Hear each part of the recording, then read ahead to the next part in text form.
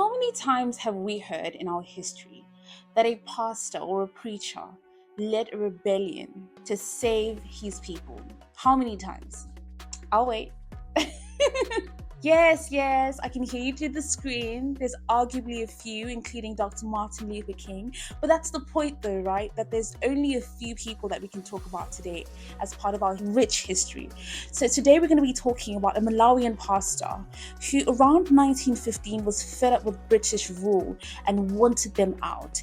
We're going to be telling the story about John Chilembwe and the Chilembwe Uprising.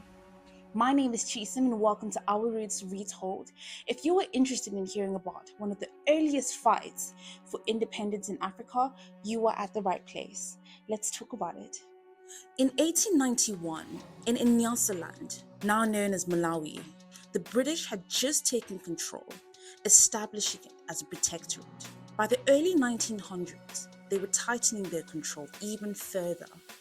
Unlike other parts of Africa, where the British worked closely with local leaders, colonial rule was enforced throughout Nyasaland with military power. Any resistance was crushed.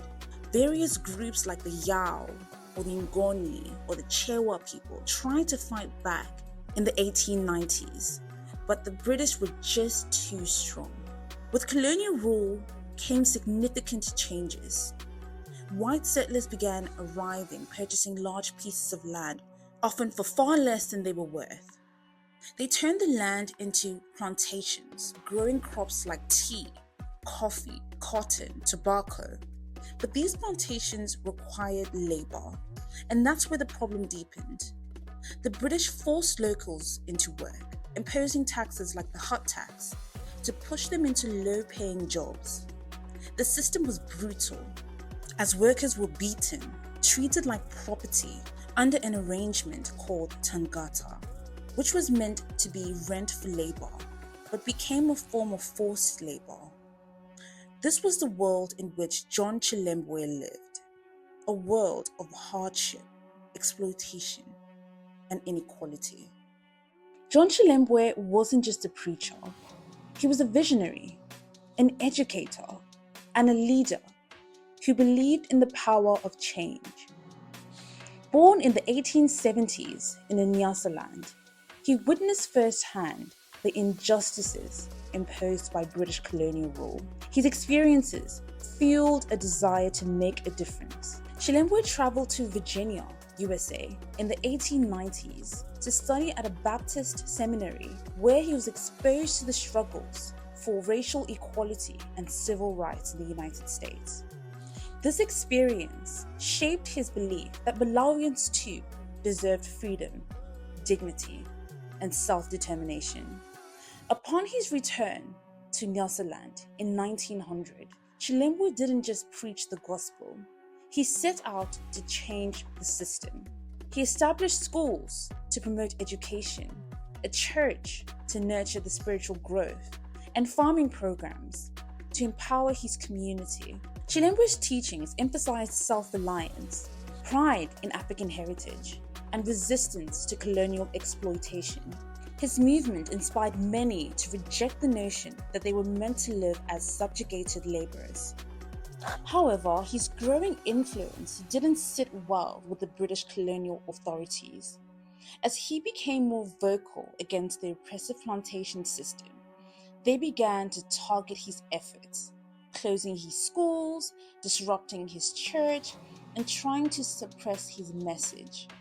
But Chilembwe's resolve only grew stronger. By the start of 1915, John Chilembwe was ready to take action. His frustration with the British colonial rule had been growing for years, and the time had come for him to take a stand. But this wasn't just a decision he made overnight. Chilembwe knew that he had to plan carefully, ensuring everything was in place before he could strike. He began organizing in secret, understanding that the British would stop at nothing to prevent any resistance.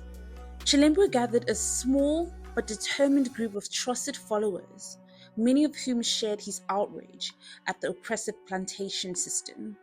Over the years, he built a network of support through his schools, church, farming programs, and now he used these connections to rally those ready to fight for their freedom.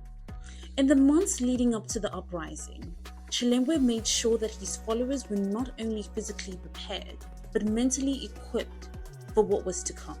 This was about more than just fighting for an idea. It was about fighting for their lives, their dignity, and the land that had been taken away from them. Chilembwe's message was clear. The British would no longer be allowed to treat people of Malawi as second-class citizens. Chilembwe's plan was simple, yet bold.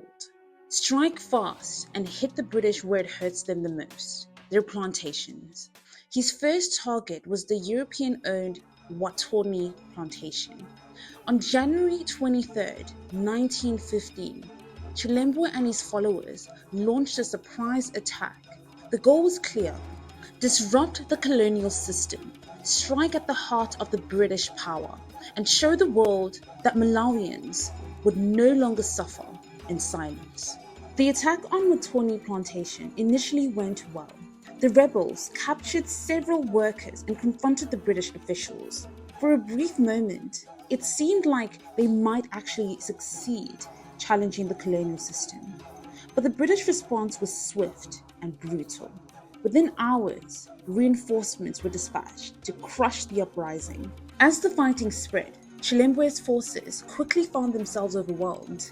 The British soldiers had superior weapons and better training and better resources. The rebels were outnumbered and outgunned and fought valiantly, but were ultimately doomed. By February 3rd, just a few weeks after it began, Chilembwe was betrayed, captured, and executed. While the uprising was short-lived, its impact was far-reaching. Though the rebellion was suppressed, it marked a critical moment in Malawi's history.